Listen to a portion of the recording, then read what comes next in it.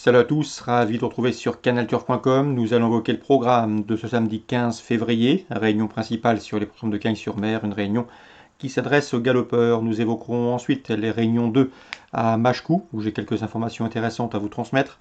La réunion 3 sur l'hippodrome d'Agen le Passage, avec des coups de cœur intéressants. Et nous donnerons également quelques indications de jeu concernant la réunion 4 à Laval, avec deux coups de cœur à la clé. Concernant le quintet, il s'agira du prix de Sainte-Maxime, une épreuve qui rassemble des chevaux bien connus à ce niveau. Mon préféré sera le numéro 2, Gris d'Argent. Il a remporté cette course en dernier.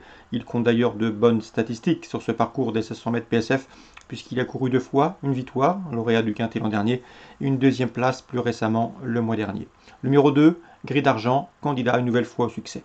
On lui posera le numéro 10, Valec, confirmé à ce niveau et troisième de cette course en dernier.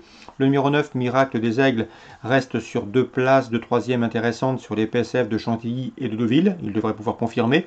N'oubliez pas qu'il avait pris la troisième place du prix Saunois, une listed à pareille époque en 2019. On lui opposera également le 4 Diwan Senora, bien connu à ce niveau, le numéro 6 qui va à Vucci, lui aussi confirmé dans les tournois de ce genre. Les deux derniers cités ont d'ailleurs pris part également au prix Saunois l'an dernier, Listelweiss, s'y classant respectivement 5e et 13e.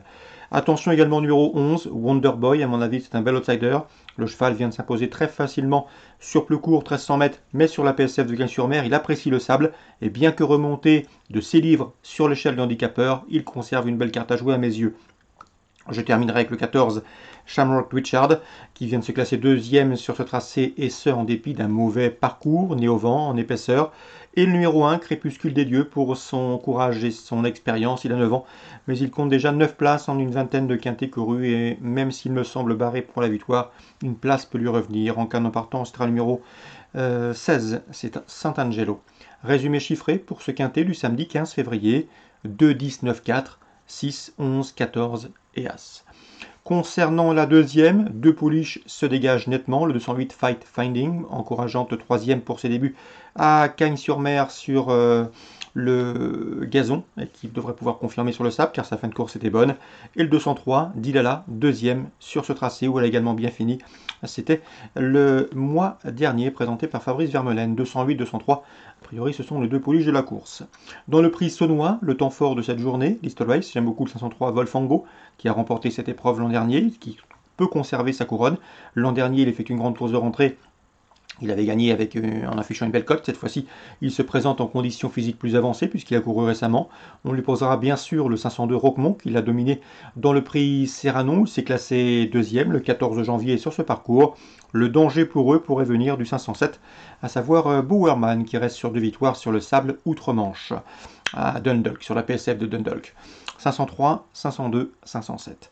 Dans la 7e, le 703, c'est Port-Guillaume. Il a très bien gagné en débutant sur la PSF, où ce jour-là, il a gagné très facilement. Une confirmation qui est ici attendue pour ce pensionnaire de Jean-Claude Rouget, mais cette fois-ci sur le gazon. Le 704, c'est Salsa d'Octobre qui avait débuté victorieusement l'an dernier, début décembre, sur le terrain lourd de Salon-de-Provence. La pouliche n'a pas été revue depuis, mais elle a priori du galop. Et une confirmation est là aussi attendue. Donc pour Cagnes-sur-Mer, on résume tout ça en chiffres, 208, 203 pour d'éventuels couplets gagnants placés. Le prix Saunois à la 5e, 3, 2, 7.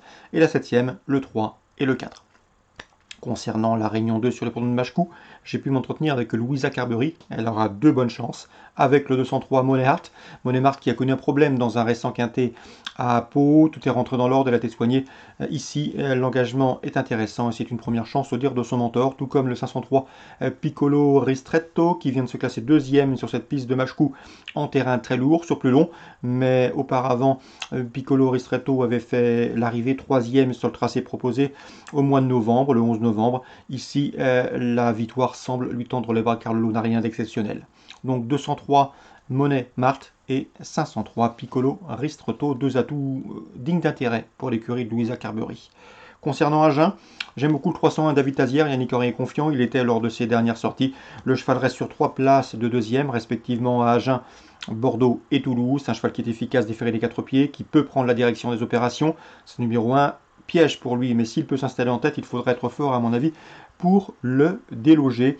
Lui qui pouvait courir également lundi à Vincennes, où il pouvait courir dans une épreuve mieux composée. Son entraîneur a préféré cette course, 301 David Tazière. Dans la 4e, on fera confiance au 407 Gloria des Loyaux, fautif pour sa rentrée, mais c'est une bonne droitière. Elle est en retard de gain et à mon avis elle doit repeindre les pendules à l'heure dans ce lot, tout comme son compagnon d'entraînement le 602 Fakir du Donjon, qui vaut mieux que ne l'indiquent ses derniers classements. Il a un bon numéro derrière les ailes de l'autostart, le lot est dans ses cordes, il a des références corde droite. C'est également un lauréat en puissance. Donc 301, 407, 602 et on terminera avec un autre protégé Yannick Henry dans la 8e course. C'est Bunker du Priori qui reste sur plusieurs victoires et à mon avis il peut parfaitement confirmer un cheval dur à l'effort qui se plaît sur les pistes corde droite. Il lui faudra résister à ce Bunker de Priori au 810 Elvis Madrick qui doit rendre 25 mètres, mais c'est un cheval de classe, c'est un cheval de qualité et qui sera confié au bon soin d'Éric Raffin. Donc pour la réunion 3 d'Agen, le 301 David Tazière, le 407, le 602 et dans la 8e on fait confiance à Bunker du Priori et à Elvis Madrick. Concernant maintenant Laval, réunion 4, deux coups de cœur à vous indiquer. Le 301 Diamond Charm, un cheval en retard de gain. Il effectue une course de rentrée, mais il sera déféré des postérieurs pour cette reprise de contact avec la compétition. À mon avis, il peut s'imposer d'entrée de jeu. Tout comme le 516 et 15 d'avril, un bel outsider à mon sens. Le cheval est déféré des 4 pieds. L'engagement est intéressant. Il a prouvé qu'il avait la pointure d'une course comme celle-ci. Il aura sans doute une cote intéressante sur ses chances. À mon avis, dans ce lot, il sera imprudent de le sous-estimer. Il peut s'imposer à une cote tout à fait intéressante et digne d'intérêt.